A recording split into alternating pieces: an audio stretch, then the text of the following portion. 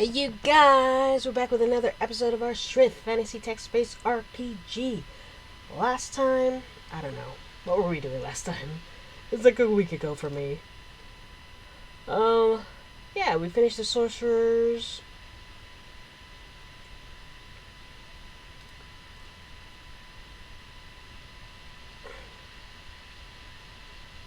We finished the ring tournament, and we met the king. I think we were talking to the king a little bit, so that's probably what was going on last time. It was a longer episode, I don't know why. But hey, we were doing some upgrades and stuff. Okay. Well, we're back at my castle, so I think what I want to do is start there. Stay in screen here. Thank you so much. I don't need headphones. So yeah, what I want to do is go ahead and go back to my hidden lair, see if I can clear this out, make my castle safe to inhabit so I can fast travel back here whenever I like. But hey, we'll start with that. Thanks so much for hanging out and joining me. Let's go. Let's open the hatch. Alright, you're standing at the base of a spiraling set of stairs that lead up to the main hall of Apple River Castle. Apple River Castle. Faintly glowing orbs of blue and green suspended from the ceiling at semi-regular intervals provide a pale light that fills the corridors and musty long hidden lair. So let's take a look around. Shelves and books line in the northwest corner of the mysterious hidden lair. You quickly peruse the various journals and tomes stacked on stout wooden planks and conclude that nearly all of them deal with magic, but in practice and many theories that surround its origins and uses. The scopes of some of the texts give you the impression that Omorlorn, whose secret place this was, had a mind and thirst for knowledge that must have been quite beyond most measure. Let's keep going east. I'm on a juice fast, so I'm doing that too.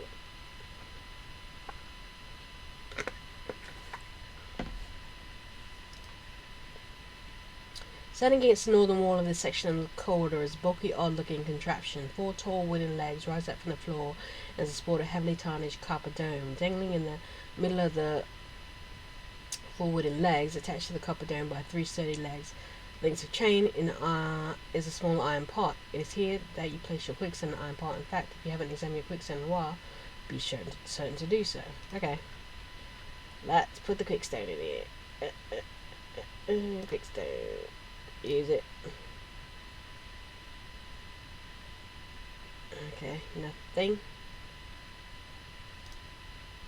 Okay, nothing's going on. So let's just keep going. Around in the square.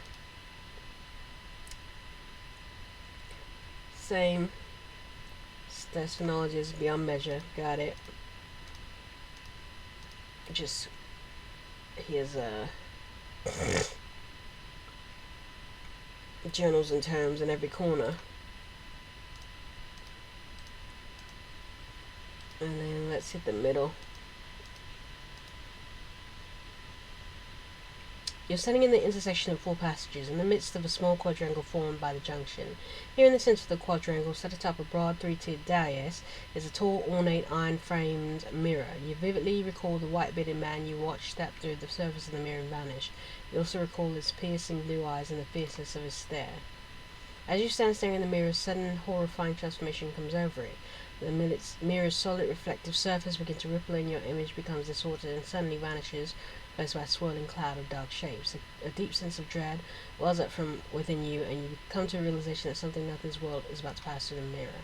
You watch in horror as a large group of shadow worms begin to emerge from the rippling surface of the mirror. The swarm of writhing shadow worms slither silently into the hidden halls beneath Apple River Castle.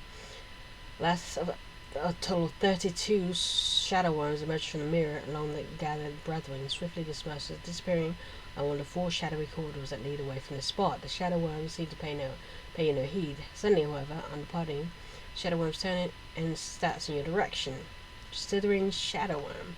The writhing shadow worm, a nightmarish creature that at times almost disappears in its gloom that fills the corridor, slithers forward and attacks. Death! Without sound, the hideous worm of shadow vanishes, leaving no trace of the murky bulk behind. The nightmarish creature spawned at the heart of the infernal pit deep in Neverness is no more. Okay, 31 remain. My question is, can we just put gating on this?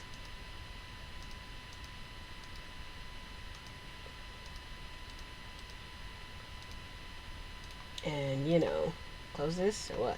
Or we just gotta fight every day until they get tired of coming through or something. You know what I mean? Like, should I try that? Weast. Hey, we're down to 28.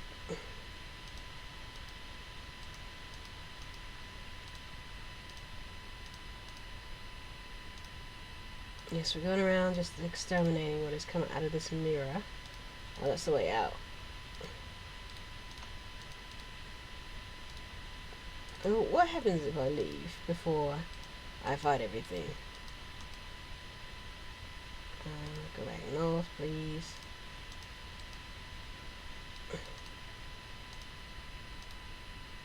So my question is, alright, we're just gonna fight, fight, fight, fight, fight, fight, fight, fight, fight, fight, fight. Meow, meow, meow, meow. Mum, mum, mum, mum, mum, mum.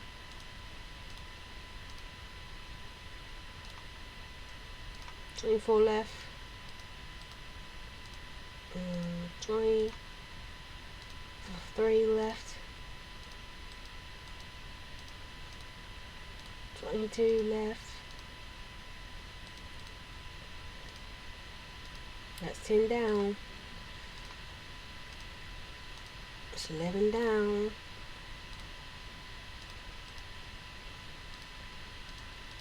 Okay, come back, thank you. Oh, we need restoration powers to come in to give me my full health back. 19.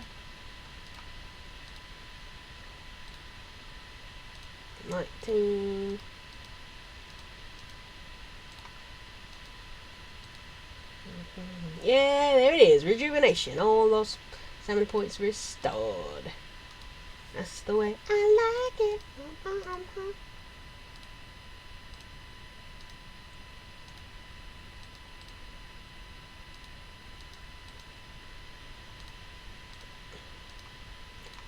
Okay, what song we want to sing? There's a fire starting in my heart, reaching a fever pitch and it's bringing me out the dark.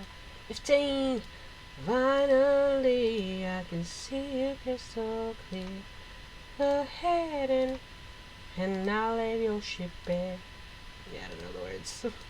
Love Adele. Don't know all the words to her songs though. Let's see if she's not singing along with me. See how I, with every piece of you, don't underestimate the thing that I will do. There's a fire starting in my heart. I'm rolling in a deep, and my heart is sold to your hand, and you played it to the beat.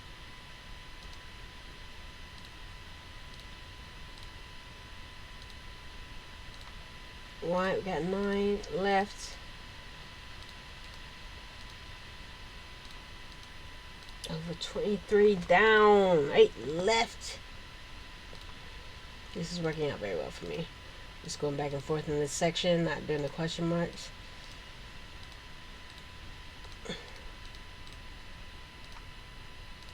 Seven. 6. My stomach's making noise because I'm on a juice fast. Not sponsored, so I'm not going to tell you which one. But it's one that delivers to your house. Because I don't want a juice. Like, I don't want to go get a bunch of fruit and juice. Much cheaper if it's just to be delivered to me.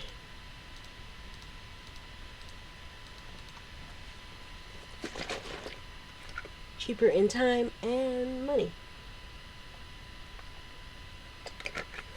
You're supposed to drink it within 30 minutes though, each juice. And it's 5 a day. I'm like, ugh. Like, chug, chug. This one tastes very good though. It's the first one and second one are very good. Juices, I mean. Only 3 more.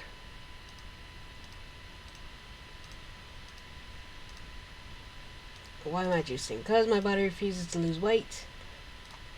And also just to cleanse out. I've been having heartburn every day, just to cleanse out toxins and just get used to eating less so I can decide what I should eat over what I crave. Only one left. Only one left. Only one left.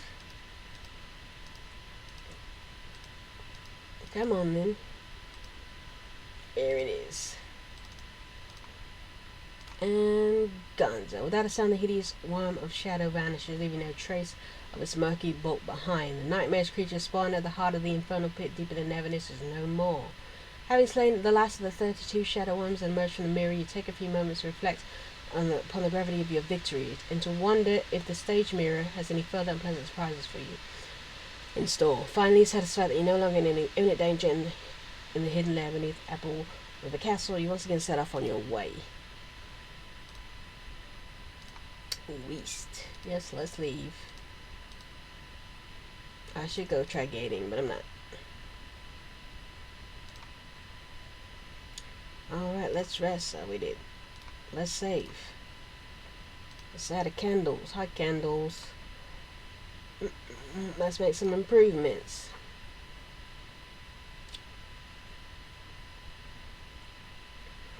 Okay, yes, let's improve our shield.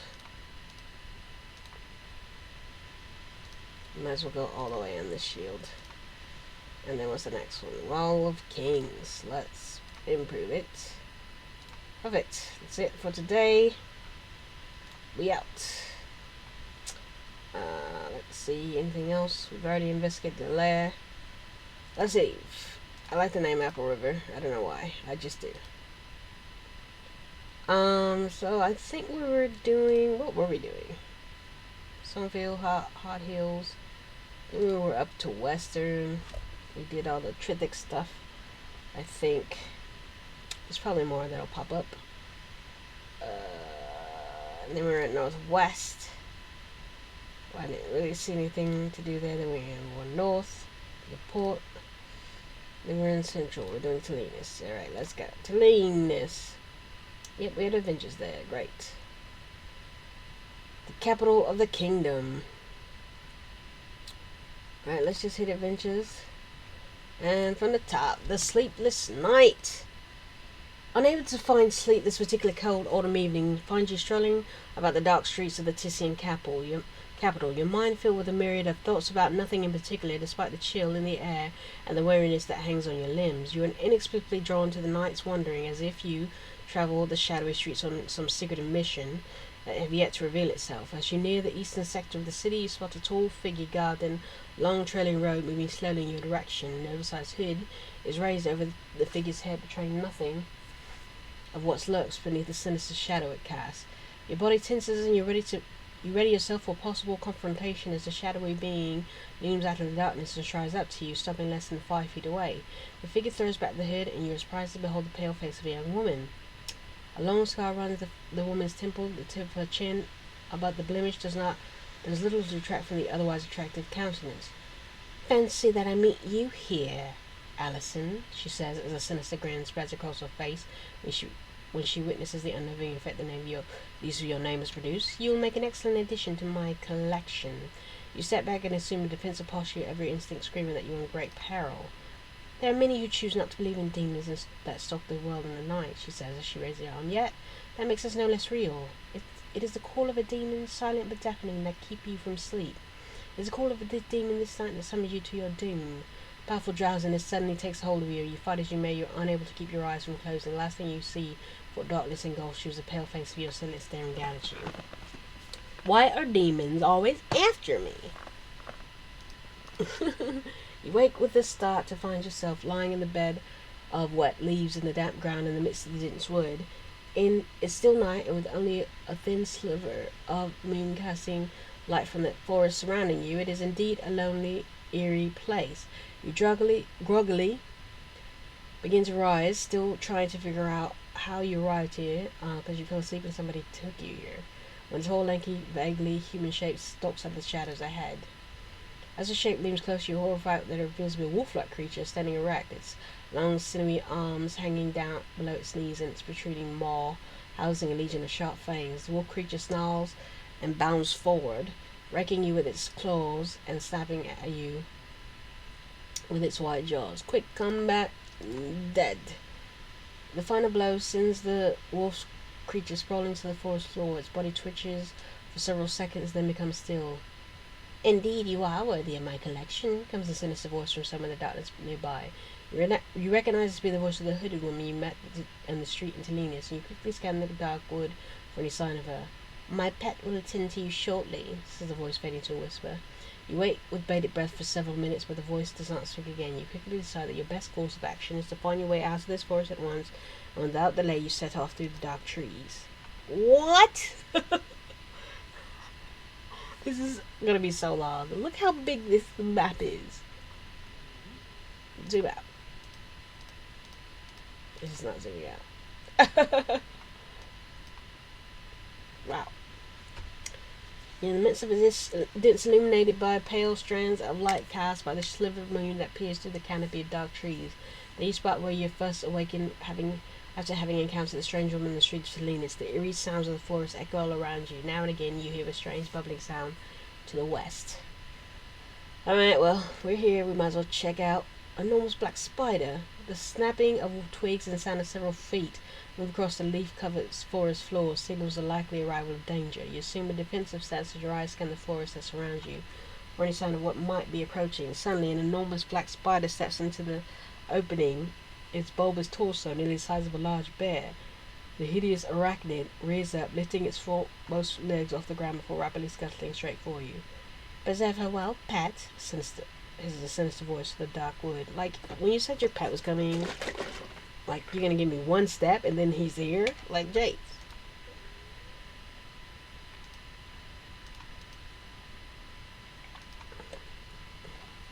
Think them run away.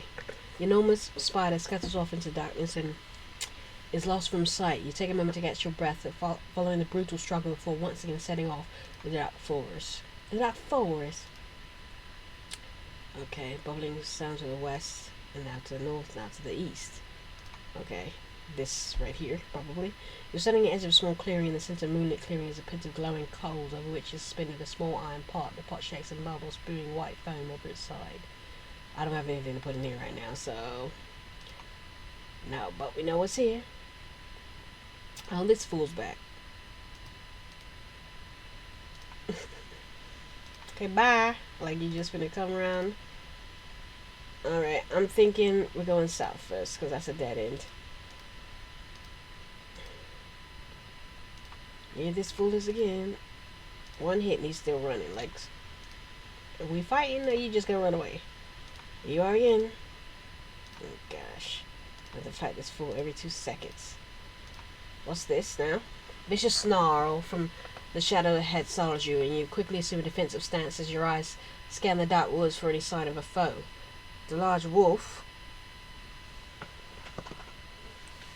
a large wolf creature much like the one you encountered upon first waking in this wood, lops into view, its fangs bared and its cruel yellow eyes fixed on you. For several tense moments, a silent standoff ensues, almost as if the horrid beast is sizing you up, and suddenly it springs through the air, its clawed hands outstretched from your throat. Like, really? You're sizing me up? Dead. A pair of bat wings? Are we getting ingredients for a potion? The wolf creature emits a blood-curdling howl as it collapses to the ground at your feet. You're about to continue on and move away from here when you notice something on the ground near the beast's carcass. Close examination reveals that the items to be a pair of bat wings. You decide to pick them up and take them with you. A pair of bat wings simply tucked away among your possessions. You must get set off on the dark wood. Alright, so we got bat wings. Let's see what else we can collect from around and come back and put it in the pot.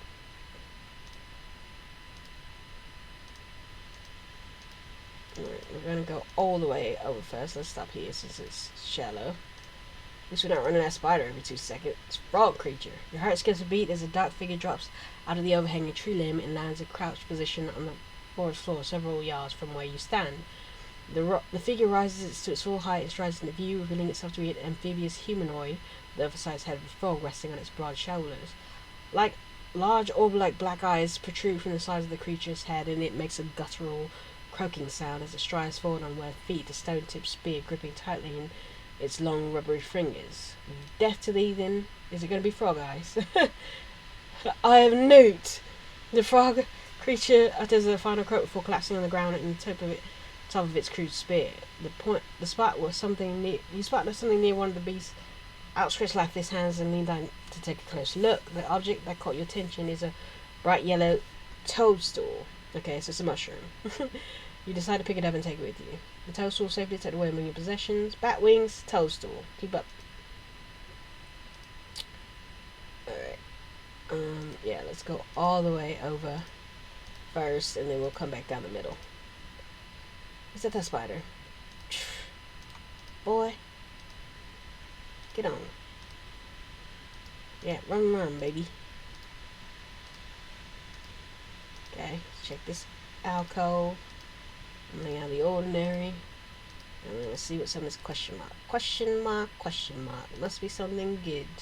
Ratman. The sound of heavy footfalls is your first and only warning of approaching danger. Out of the shadows ahead emerges a large two-legged rat. The human-sized creature sniffs the air repeatedly as it slowly approaches. You catch sight of the man's thick, leathery tail sweeping along the ground and note that the sharp iron spikes have been driven through it, turn the appendage into a barbed weapon. The ratman suddenly swings forward and attacks, arching its spiked tail over its head as it swipes at you with its sharp claws. Yeah, rejuvenation. The bloody corpse of the ratman lies face down at your feet. So a toadman, a wolfman, and a ratman. On the ground, not far from the creature's body, you spot a small, curious object. Much to your horror, close examination of the object reveals to be a severed human finger.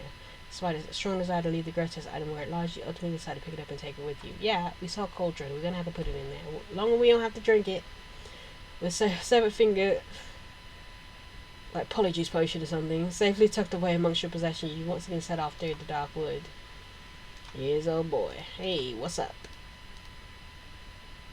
Yeah, you're just gonna run away. I don't know why we having fights if you're just gonna run for it. Alright, it's not as big as I thought it was. I couldn't see the whole thing, so I tried to zoom out. Zoom back in. Zoom in.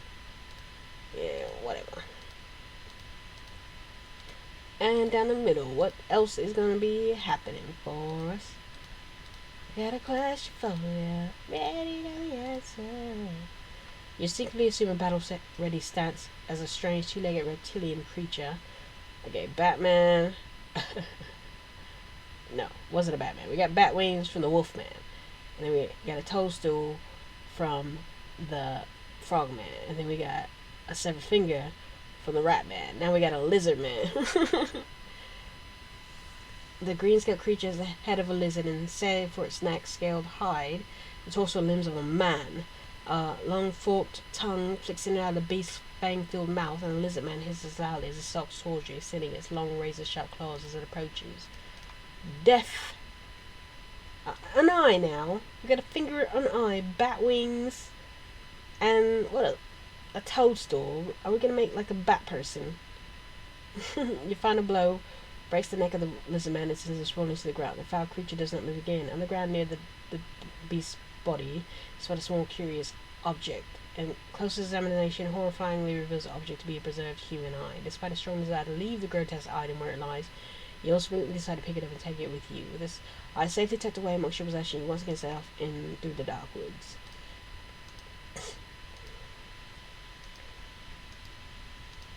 Okay, well, what I've got to do is go put all this stuff in the pot. Will it matter what order? Like, I'm not gonna say that it does. Hello, spider friend. We're friends now. We're just playing. Hello, darkness, my old friend. Come on. I'm trying to get to this thing so we can finish. Stop hindering my progression, okay? And you are again. Every little step I take, you will be there. Alright. Yes, let's use the items. Items. Okay. Am I pressing items? Oh, this is the items. Never mind. I thought it was going to go to a different screen. But this is the screen. I could use it now, and that'll be the different screen. Yeah, this is the screen I was looking for. Well, we got the finger, so throw the finger in there. We got the toadstool. Throw that in there. Okay. We got the toadstool. Throw that in there. We got the eye. We got the bat wings. Throw that in there. We got the eye. Preserved human eye. Human eye. Human eye. Human eye. H. Human eye. A small iron pot begins to glow, a red hot, and a thick foam spills over its sides as turns a brilliant shade of green. Your every instinct screams danger as dark shapes rise up to the forest all around the small clearing, being closing in around you. Your pulse races as the shadowy figures emerge from the trees and step into the opening. Without warning, the iron pot over the coal suddenly explodes, rejecting red-hot shards in every direction. Screaming agony as one of the searing pieces strikes you square in the back of your head. Collapse to the ground, barely able to draw breath. The last thing you see before your eyes flicker and close, the shadowy figure moves to surround you. You wake in the start and leap to your feet, defending yourself against an imminent threat, but you're taken back to discover that you're no longer in the moonlit clearing. Much to your own amazement, you're standing in the dark city street, quite near to where you first encountered the hooded woman. A voice from behind started you to spin around, prepared to defend yourself. The shocked face of two city guardsmen is a surprising but welcome sight. "We figure you for dead, miss," said one of the guardsmen. "These robbers were scared off. Were set to pick you to the bone, and we half believed they had killed you in a nasty blow to the skull." Remembering the searing sharp from the iron part returns to you and reaches the back of your head, wincing in pain as your fingers touch a sizable bump that has formed there. "You must have an iron head to take a shot like that and be back on your feet," asked the other guard. "Well, it's plain that you'll pull through it. A word of caution, though, you'd best find someplace safe to spend the night. I dare say there's likely to be more vermin like that skulking about before dawn." Still confused by the recent events, you manage to thank the two guardsmen for coming to your aid, and you bid them both a farewell. The guard stroll off along the street, and they prepare to set on your way. Suddenly, an all too familiar voice in your left breaks the silence. You turn to behold a strange and horrifying sight. A childhood friend you have not seen in years stands only a few yards in the dark street, watching you intently. Your friend speaks, but is not the voice you so fondly recall. A soft, sinister voice on the hooded woman you first encountered on the very street. "I will come for you again, Allison," issues a voice from the mouth of your friend. "You're more than worthy of my collection. I shall reserve you a place of high honor. Do not expect to know when I am lurking nearby, watching you from behind eyes of a familiar face, or filling your ears with the sounds of a trusted voice." Original as the figure rapidly morphs into at least a dozen familiar acquaintances before slowly fading from view. An involuntary shudder runs underneath your body, and you quickly move away from here, thankful to have survived the night's ordeals, but unnerved by what you've just witnessed. A vague, unsettling feeling creeps over you, and as you pass through the dark street in the city capital, you find yourself longing for the reassuring first light of dawn as your hand comes to rest on a small object not previously in your pocket. Unidentified black wooden ring. Interesting. More demons. They're after me. Jeez. Let's go. Is there someone who can...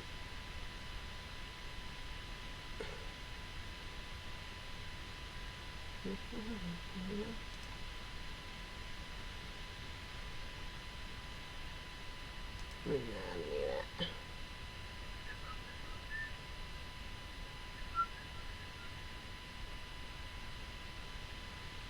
Oh, I was looking for someone to tell me what this ring is, but I don't see anyone, so I'm gonna go to Hot Claw. There's definitely someone there. Visit. Go. Here. Let's hit up.